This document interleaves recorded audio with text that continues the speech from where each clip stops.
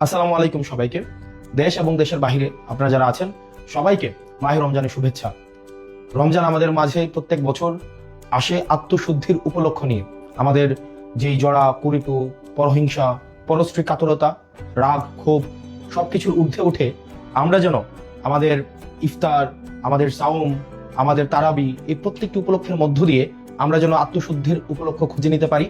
আল্লাহ আমাদের সেই তৌফিক দান করুক এবং সবাই যেন আমরা এই পরিশুদ্ধির মধ্য দিয়ে আমরা যেতে পারি এবং আমরা তাকওয়া অর্জন করতে পারি। এই রমজানে প্রত্যেক বছর দেখা যায় কিছু অসাধু ব্যবসায়ী সিন্ডিকেট প্রতি বছর এই রমজানের উপলক্ষে তারা দ্রব্যমূল্যকে পুঁজি করে, দ্রব্যমূল্যকে এক রকমের সিন্ডিকেট করে আমাদের সাধ্যের বাহিরে নিয়ে যায়।